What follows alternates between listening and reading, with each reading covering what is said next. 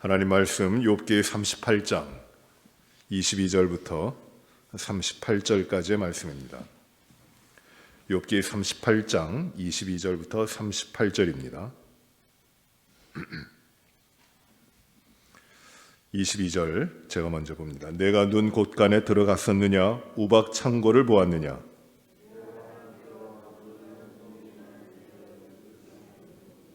광명이 어느 길로 뻗치며 동풍이 어느 길로 땅에 흩어지느냐?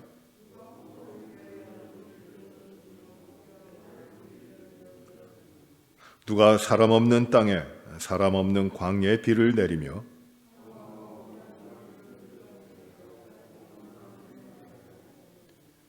비에게 아비가 있느냐? 이슬 방울은 누가 낳았느냐?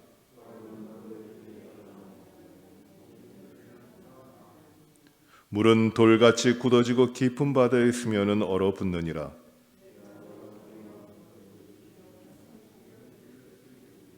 너는 별자리들을 각각 제때에 이끌어낼 수 있으며 북두성을 다른 별들에게로 이끌어 갈 수 있겠느냐?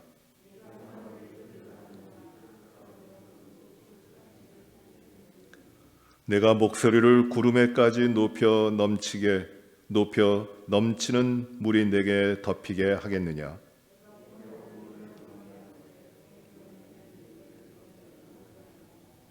가슴속의 지혜는 누가 준 것이냐? 수탉에게 슬기를 준 자가 누구냐?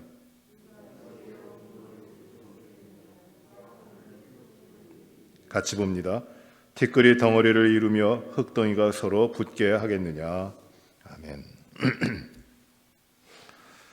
욥기 38장부터 이제 주님 하나님께서 욥에게 나타나셔서 이제 말씀하시는 겁니다. 매우 중요한 말씀이고, 그리고 그 장엄하고 하나님께서 직접 하시는 그 말씀입니다. 문학적으로 또는 이 욥기가 운문으로 되어 있기 때문에 시적으로도 이 38장부터 기록되어 있는 이 하나님의 말씀은 굉장히 아름답고 웅장하고 또 의미가 깊은 이 말씀입니다. 이 38장부터 이제 마지막까지 하나님께서 하시는 말씀의 그 요지는 무엇이냐면, 하나님이 이 모든 세계와 우주 질서를 다 만드셨는데, 하나님이 주관자신데 인간이 그걸 알 수 있느냐? 그것입니다. 하나님이 다 하셨는데 어떻게 너희가 사람이 이것을 다 알 수 있느냐? 하나님 모든 것을 주관하시는 우주의 통치자이시고 만물을 주관하시는 하나님이신데 너희 인간이 무엇을 안다고 이야기할 수 있느냐? 너는 누구냐? 나는 창조주 하나님인데 너는 누구냐? 너는 과연 무엇이냐? 라는 말씀입니다. 그래서 하나님께서 욥에게 나타나셔서 말씀하실 때 우리 38장 1절을 보시면 이렇게 말씀하죠. 그때 여호와께서 폭풍우 가운데서 욥에게 말씀을 이르시되 라고 합니다. 이제 하나님이 욥과 마주 대해서 1대1로 이야기하시는 겁니다.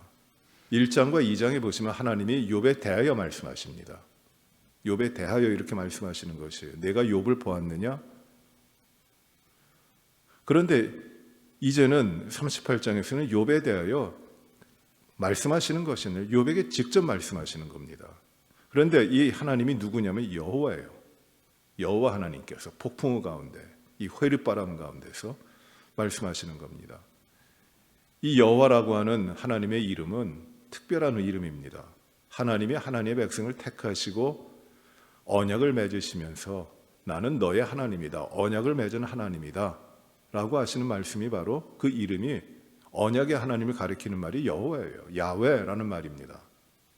그러니 여호와께서 언약의 하나님, 언약을 맺으신 하나님이 이제 욥에게, 한 비천한 인간인 욥에게 말씀하신다는 것이에요. 뗄래야 뗄 수 없는 하나님이십니다. 그 언약의 하나님이 욥에게 말씀하십니다. 그런데 폭풍우 가운데 나타나세요. 이 폭풍우라고 하는 것은 그 회리바람으로 일어나는 것인데, 그것은 하나님이 하시는 일입니다. 하나님의 임재와 하나님의 그 특별한 역사가 있고, 또 하나님이 불러가시는 이 땅의 것들을 하나님께서 불러가시는 그때에 일어나는 것이 회리바람이에요. 아주 특별한 것을 말씀하시는 겁니다. 2절에 보시면은 어제 우리가 봤습니다. 2절에 이렇게 말씀하죠. 무지한 말로 생각을 어둡게 하는 자가 누구냐? 누굴 가리킵니까? 지금 하나님이 누구에게 말씀하시는 것이에요? 이것은 욥을 찾은 세 친구들도 아니고 그 전까지 넉 장에 걸쳐가지고 길게 변론을 한 엘리후도 아닙니다. 욥에게 하시는 말씀이에요. 욥을 가리켜 무엇이라고 하십니까? 무지한 자, 무지한 말로 생각을 어둡게 하는 자가 누구냐? 내가 바로 그다. 너는 무지하다라는 것이에요. 욥은 지혜가 있다고 생각을 했고 자기의 정결함을 가지고 있었고 의롭다고 생각을 했습니다. 그런데 하나님께서는 욥을 향하여 첫 번째로 하시는 말씀이 무지한 자라는 것이에요. 너 아는 것이 무엇이냐? 너는 과연 누구냐? 이렇게 말씀하시는 겁니다. 또 3절에 보시면 너는 대장부처럼 허리를 묶고 내가 내게 묻는 것을 대답할지니라. 너는 대장부처럼 허리를 묶으라라는 말은 허리를 동이라라는 말을 하잖아요. 그 말은 무엇이냐면 준비되어 있다는 것이에요. 준비하고, 그런데 이 준비가 무슨 준비냐면 이 히브리 관용적인 말씀은 그 말의 의미로 보면 이 허리를 묶고 허리를 동이고라는 뜻은 전쟁을 나가는 그 군사가 병사가 전쟁의 준비를 하는 것이에요. 준비라는데 어떤 준비냐? 싸울 준비하는 것이에요. 이제 한번 싸우자. 하나님이 지금 하시는 말씀이 이겁니다. 너는 허리를 묶고 대장부처럼 허리를 묶고 내가 묻는 말에 대답하라. 너는 준비된 자로 내가 묻는 말에 한번 대답해봐라. 한번 우리가 창조주인 하나님과 여호와 하나님과 내가 너랑 한번 붙어보자. 싸워보자. 하나님이 아주 심하게 말씀하시는 겁니다. 그리고 이제 여러 질문을 하십니다. 대답해봐라. 내가 알거든 대답해봐라. 이 말씀에 보시면 어제 우리가 묵상한 말씀 가운데 보시면은 이제 하나님께서는 이 우주의 그 땅의 기초를 놓을 때 너는 아느냐? 너는 어디 있었느냐? 바다의 경계를 정하고 물이 넘치지 않게 할 때 너는 어디 있었느냐? 물어보십니다. 욥이 대답할 수 있는 말이 무엇입니까? 아무것도 없어요. 이제 하나님께서 그 질문을 계속 이어가십니다. 바다 깊은 곳 가운데 너는 무엇이 있는지 아느냐? 그 가운데 있었던 그 죽음의 문을 너는 아느냐? 안다면 한번 이야기해봐라. 내가 알고 있는 것이 무엇이냐?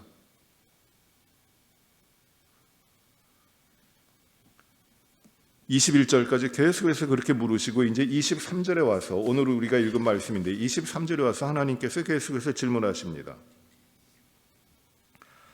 이제 20절, 22절부터 30절까지는 뭐 다양한 기후와 그 계절에 대하여 말씀하십니다. 22절에 무슨 말씀을 하십니까? 내가 눈 곳간에 들어갔었느냐? 눈이 오는데 그 눈이 어떻게 내리는지 아느냐? 알면 대답해 보라는 것이에요. 우박 창고를 내가 봤느냐? 그 우박이 어떻게 내리는지 아느냐? 반복되는 질문이 이겁니다. 너 알면 대답해 봐. 또 23절에 뭐라고 하십니까? 내가 환난 때 교전과 전쟁의 날을 위하여 이것을 남겨두었노라. 우박과 그리고 눈, 이것을 그렇게 말씀하십니다. 또 24절에 광명이 어느 길로 뻗치며 동풍이 어느 길로 땅에 흩어지느냐? 너 아느니? 아냐? 광명이 어떻게 비치고 동풍이 어느 길로 땅에 흩어져 불러가는지 너는 아느냐? 알면 대답해 보라는 것이에요. 25절에 누가 홍수를 위하여 물길을 터주었으며 우레와 번갯길을 내어주었느냐? 홍수의 물길을 어떻게 나타나는지를 내가 아느냐? 우레와 번개, 그것이 비치도록 그 길을 누가 냈느냐? 26절에 누가 사람 없는 땅에 사람 없는 광야에 비를 내리느냐? 사람이 살지 않는 곳에도 비가 내리는데 아무것도 살지 못하는 광야, 메마른 땅인데 그곳에도 비를 내리시는데 내가 그 비를 어떻게 내리는지 아느냐? 알면 대답해 보라는 것이에요. 27절에 황무하고 황폐한 토지를 흡족하게 하여 연한 풀이 돋게 돋아나게 하였느니라. 그 황무한 땅을 돋아나게 하는 게 누구냐? 너는 아느냐? 내가 할 수 있느냐? 28절에 비에게 아비가 있느냐? 이슬방울은 누가 낳았느냐? 얼음은 누구의 태에서 났느냐? 공중의 서리는 누가 낳았느냐? 너는 얼음이 어떻게 얼게 되는가 그것을 아느냐? 비를 누가 낳았는지 아느냐? 그에게 아비가 있고 이슬방울을 누가 낳았느냐? 그거 알면 대답해 보라는 것이에요. 얼음은 어디로부터 태어났느냐? 공중의 서리는 누가 낳았느냐? 다 내가 하는 것인데 알면 이야기해 보라는 것이에요. 얼음도 우박도 이슬방울도 그리고 공중의 서리도 다 내가 만든 것이다, 내가 낳은 것이다 라고 말씀합니다. 의미 없이 난 게 아니라는 것이에요. 알면 대답해 보라는 것이에요. 욥은 자신이 고통당할 때 그 자신의 생명과 자신이 태어남을 저주하면서 내가 차라리 태어나지 않았더라면 이렇게 한탄을 합니다. 하나님 앞에서. 그런데 하나님은 내가 이 우박이 또 그 비가 얼음이 공중의 서리가 그걸 누가 낳았는지 아느냐? 그 의미 없이 낳겠느냐? 욥을 대단히 책망하시는 거예요. 물은 돌같이 굳어지고 깊은 바다에 스며는 얼어붙느니라. 이렇게 계절을 통해서 기후를 통하여 하나님께서 질문하십니다. 그리고 이어집니다. 31절부터는 이렇게 말씀하죠. 너는 별자리들을 각각 제때 이끌어낼 수 있으며 31절에 내가 묘성을 메어 묶을 수 있으며 삼성의 띠를 풀 수 있겠느냐. 묘성은 무엇이냐면 북두칠성이에요. 북두칠성이고 묘성과 함께 나오는 그 성경에서 묘성과 삼성을 같이 항상 이야기하는데 삼성은 오리온 별자리에 있는 적도 부근에 있는 큰 별 3개입니다. 그런데 하나님께서 하신 말씀이 이 북두칠성을 묘성을 내가 한데 묶을 수 있느냐? 있으면 해봐라. 또 이 오리온 자리에 있는 큰 별들을 삼성을 내가 띠로 풀 수 있겠느냐? 그 띠를 풀 수 있겠느냐? 흩어지게 할 수 있겠느냐? 32절에 너는 별자리들을 각각 제때 이끌어갈 수 있느냐? 이 별자리들이 하늘에 계절을 따라 천체 변화가 있는데 그 변화를 내가 이루어낼 수 있느냐? 또 북두칠성을 다른 별들에게로 이끌어갈 수 있느냐? 북두칠성, 북두성이 바로 북두칠성이에요. 이 북쪽에 있어서 움직이지 않는 별로 생각됩니다. 그런데 그 북두칠성을, 북극성을 다른 데로 내가 옮겨갈 수 있느냐? 있으면 한번 해봐라 한 것이에요. 33절에 내가 하늘의 궤도를 아느냐? 하늘의 우주의 질서를 내가 아느냐? 하늘로 하여금 그 법칙을 땅에 베풀게 하겠느냐? 이 하늘 우주의 질서를 땅에 내가 적용해서 만들어낼 수 있겠느냐? 할 수 있으면 해봐라. 거기에 대해 알면은 대답해 보라는 것이에요. 또 34절에 이렇게 말씀하죠. 내가 목소리를 구름에까지 높여 넘치는 물이 내게 덮이게 하겠느냐? 내가 내 목소리를 하늘 높이 내어서 물이 덮치라. 물이 높이 넘쳐 내게 덮이게 하라고 내가 명령할 수 있느냐? 네가 그런 권력이 있느냐? 그런 능력이 있느냐? 라는 말씀이에요. 또 35절에 내가 번개를 보내어 가게 하되 번개가 내게 우리가 여기 있나이다 하겠느냐? 번개를 명해서 번개가 이제 너 앞에 찾아와서 내가 여기 있으니 명령하십시오. 내가 내려가서 치겠습니다라고 내가 번개를 그렇게 다스릴 수 있겠느냐? 이 번개를 다스리는 자가 누구냐? 36절입니다. 가슴속의 지혜는 누가 준 것이냐? 수탉에게 슬기를 준 자가 누구냐? 가슴속의 지혜는 누가 준 것이냐? 이 말은 좀 시적으로 의미가 상당히 은유적으로 되어 있는 건데 가슴속의 지혜는 이 원래 그 단어의 뜻이 바닷물이 물이 넘치면은 강물이 범람을 하게 될 때에 그거를 알리는 따오기가 있어요. 따오기, 새가. 그래서 강물이 이제 넘치게 될 것, 홍수가 날 것이라면 새가 그걸 알립니다. 그런 생각이 바탕이 돼가지고 여기에 가슴 속에 있는 지혜라는 것은 우리 생명의 삶 설명에도 뒤에 나오는데 이건 특별한 단어로 이집트에 있는 따옥이라는 뜻이에요. 그걸 의미합니다. 즉 나일강이 범람할 때 그 나일강에 있는 따오기들이 먼저 아는데 그 따오기들이 그 범람한 나일강이 범람하는 것을 아는 것을 그 지혜를 누가 주었느냐? 또 스탁이 그 스탁에게 슬기를 준 자가 누구냐? 물이 넘치기 전에 스탁이 소리를 내서 울게 되는데 그 비가 올 것을 스탁이 먼저 알고 그 울게 되는데 그 스탁에게 이 비가 올 것이라고 지혜를 준 자가 누구냐? 내가 할 수 있느냐? 알면은 한번 대답해 보라는 것이에요. 하나님이 그렇게 질문을 하십니다. 37절에 누가 지혜로 구름의 수를 세겠느냐? 누가 하늘의 물주머니를 기울이겠느냐? 구름의 그 모든 것들을 누가 만들어내고 셀 수가 있겠느냐? 하늘의 물주머니를 누가 기울여 이 땅에 비를 내릴 수 있겠느냐? 알면은 대답해 보라는 것이에요. 티끌이 덩어리를 이루며 흙덩이가 서로 붙게 하겠느냐? 하나님께서 창조하신 그 질서에 대해서 말씀하고 있어요. 과연 할 수 있느냐? 이 수많은 질문을 지금 하나님께서 쭉 욥에게 하십니다. 이제 38장을 마치고 39장 앞으로 가면 계속해서 이야기해요. 하나님이 물으십니다. 내가 아느냐? 대답해 보라는 것이에요. 내가 할 수 있느냐? 그럼 한번 해보라는 것이에요. 우리가 어제 본 말씀 가운데 이 말씀이 나오죠. 그 뒷부분에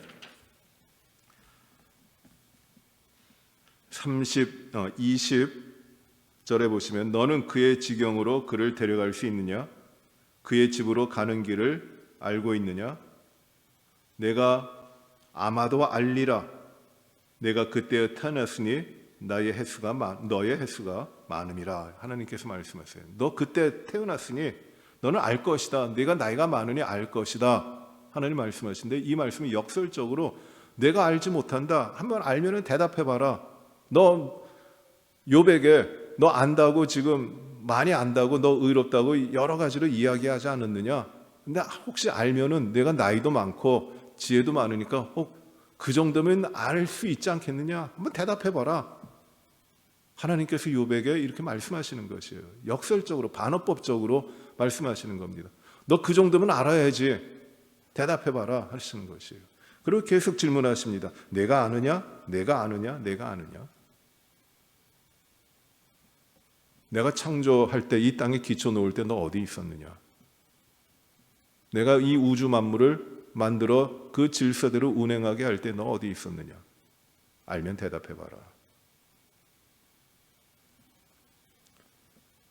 욥이 이 하나님의 질문 가운데 대답할 수 있는 건 딱 하나예요. 나는 모릅니다. 나는 알지 못합니다. 너 어디 있었느냐? 거기 있었느냐? 나 거기에 없었습니다. 욥은 고통당하는 가운데 그는 의로운 자라고 자신을 이야기합니다. 자기의 죄가 없다고 주장합니다. 그러나 하나님께서는 이렇게 물으시는 것이에요. 내가 죄가 있느냐 죄가 없느냐 그 문제보다도 더 중요한 것 누가 창조주냐 누가 주인이냐 이 질문을 하시는 겁니다. 욥 네가 주인이야? 내가 이 온 우주 만물을 만들었어? 누가 이 우주 만물 사람의 생명을 다스리는 창조주냐? 누가 하나님이냐? 너냐? 나냐? 지금 하나님 물으시는 것이에요. 욥은 자신의 고통의 이유를 알고자 했습니다. 내가 왜 이 고통을 당합니까? 그런데 하나님은 욥에게 나타나셔서 하신 말씀이 그 고통에 대한 이야기 한마디도 안 하세요. 내가 하나님이다. 너는 아무것도 아니다. 욥이 고통당할 때 욥의 친구들 그리고 엘리후가 찾아와서 그 고통의 의미를 변론을 합니다. 왜 고통당하느냐?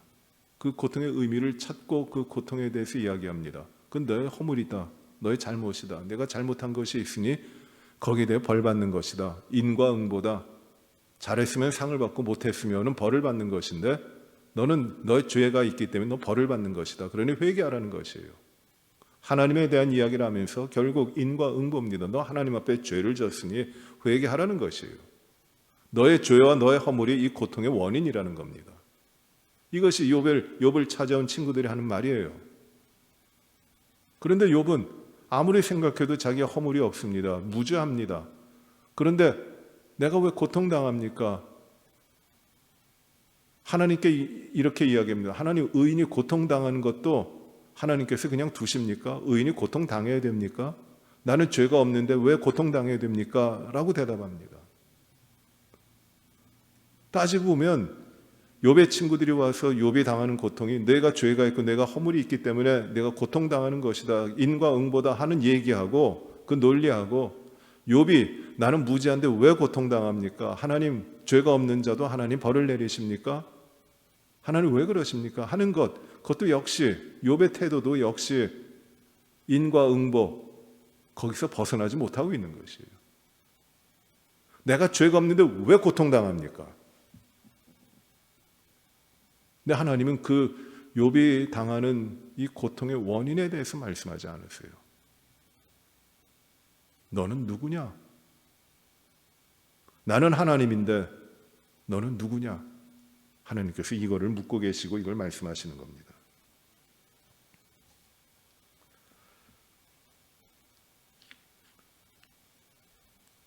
참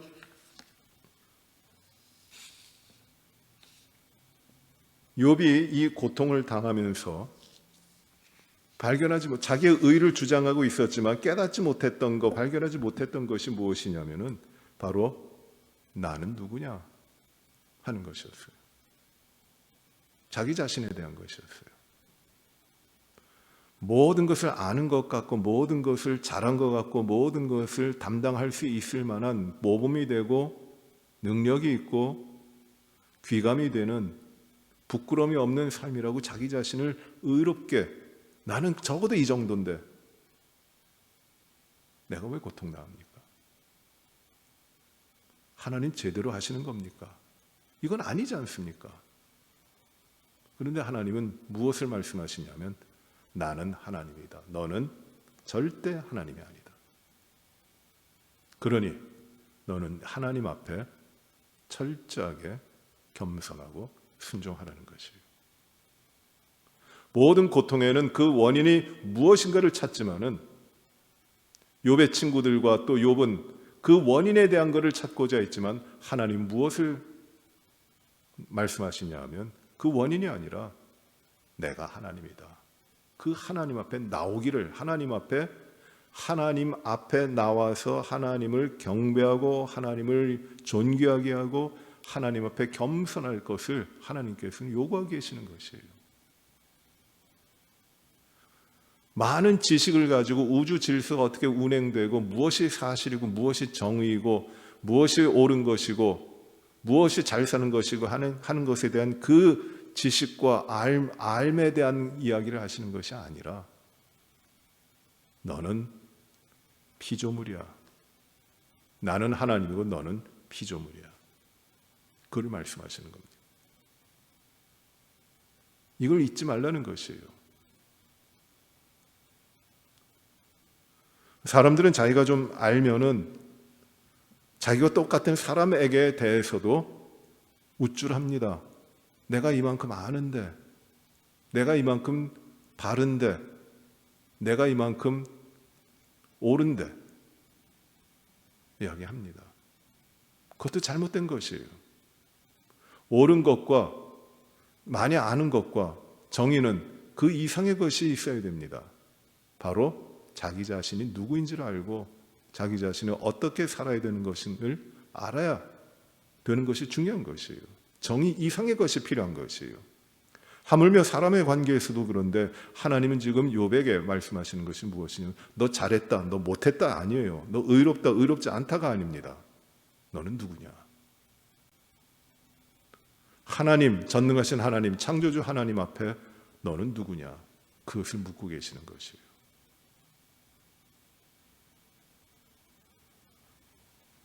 이 하나님이 나타나셔서 하시는 말씀 우리가 깊게 우리의 새겨야 됩니다. 나는 누군가? 욥은 자신이 깨끗했어요. 의로웠습니다. 하나님 앞에 경건했습니다. 그러나 하나님은 그 욥에게 묻고 계시는 것이 바로 그겁니다. 너 얼마나 경건했니? 너 얼마나 깨끗했니? 너 얼마나 의로웠니? 그게 아니라 너는 누구냐? 나는 하나님인데 너는 누구냐? 내 앞에 있는 너는 누구냐라는 것이에요. 이것이 바로 욥을 변화시키는 것이에요. 욥은 이런 질문합니다. 왜 죄가 없는 내가 고통당해야 됩니까? 그 의미가 무엇입니까? 역시 욥은 죄로 말미암아 고통을 당한다고 하는 그 인과응보적인 생각 가운데 머물러 있는 거예요. 그러나 하나님은 죄가 없어도 당하는 고통을 하나님께서 그 뜻 가운데 일으키시는 하나님이심을, 그 신비로운 하나님이심을 보여주십니다. 그래서 이 욥이 당하는 죄가 없는 욥이 당하는 고통을 이제 예수님께서, 죄 없으신 예수님께서 당하신 고통의 예표로서 이야기하기도 합니다. 그래요. 이 모든 것 가운데 중요하게 깨달아야 되는 것이 바로 무엇이냐면은 나는 누구인가라는 것입니다. 나는 지금 어디에 있는가? 나는 하나님 앞에, 전능하신 하나님 앞에 과연 누구인가? 그것을 깨달는 것이에요. 우리가 하나님을 모시고 하나님 앞에 사는 우리들의 삶 가운데 진실로 하나님 앞에 겸손하고 뭐 좀 안다고, 내가 신앙생활 오래 했다고, 지식이 있다고 우쭐해지지 마시고, 우리는 하나님 앞에 정말 아무것도 아니에요. 하나님이 우리에게 기뻐하시는 삶은 무엇이냐면 나의 가진 것 가지고 내가 자랑하는 것이 아니라, 나를 나타내는 것 아니라, 나는 괜찮다고 내 자신을 드러내는 것 아니라, 정말 하나님 앞에 나는 비교될 수 없는, 하나님 앞에 나는 아무것도 없는 죄인입니다. 나는 무익합니다. 나는 아무것도 알지 못합니다. 이러한 겸손의 삶을 우리가 배워야 되는 것이에요. 그것이 하나님이 기뻐하시는 삶입니다. 우리가 이 욥에게 나타나신 하나님의 말씀을 우리가 깨달으면서 우리의 모습이 지금 어떻게 되어 있는지, 하나님이 나의 삶에 기뻐하시는 것이 무엇인지, 나는 과연 하나님 앞에 교만하지 않고 진실로 겸손한가, 그 삶이 이루어지는가를 깊이 생각하시고 하나님이 기뻐하시는 삶으로 오늘도 일어서서 행해 가시는 우리 모든 분들이 되시기를 바랍니다. 기도하십시다. 아버지 하나님, 흙먼지에 불과한 아무 쓸모없는 이 죄인들에게 하나님께서 귀한 은혜를 내리워 주시어 천하의 모든 것보다 귀한 하나님의 자녀의 생명을 얻게 하셨으니 감사합니다. 여전히 저희는 이 땅의 가치로 볼 때 아무것도 가질 수 없는 무익하고 무능하고 나약하고 여전히 죄의 습성에 빠져 있는 아무런 가치가 없는 그런 죄인임을 고백합니다. 우리가 안다고 하는 것이 어떻게 하나님의 지혜를 덮을 수가 있으며 우리의 힘이 미칠 수 있다고 하는 그 어떤 영역이 과연 하나님의 창조의 질서와 창조의 능력 가운데 비교될 수가 있겠습니까? 하나님, 우리가 가졌다고 하는 것이 얼마나 큰 것이며 우리가 얻고 누린다고 하는 것이 얼마나 대단한 것이기에 우리가 그토록 우리들의 삶 가운데 자랑하며 또 정죄하며 나 자신을 드러내고 우리 자신만이 세상의 모든 것 같이 살아가겠습니까? 하나님, 욥에게 나타나셔서 고통의 원인이 무엇이라고 말씀하지 아니하시고 너는 아느냐? 내가 하나님이냐? 너는 지금 어디 있느냐? 물으시면서 하나님 앞에 아무런 쓸데없는 존재인 저희들을 보게 하시니 참 감사합니다. 오직 하나님만 높이며 하나님을 존귀히 여기고 하나님의 명령을 따라 하나님의 말씀대로 살아가고 오직 하나님 외에 어떤 다른 것도 인정하지 않고 겸손히 주님 앞에 사는 저희들의 삶이 이루어지게 하여 주시옵소서. 내 자신을 드러내지 아니하도록 하나님 저희를 인도하여 주시옵소서.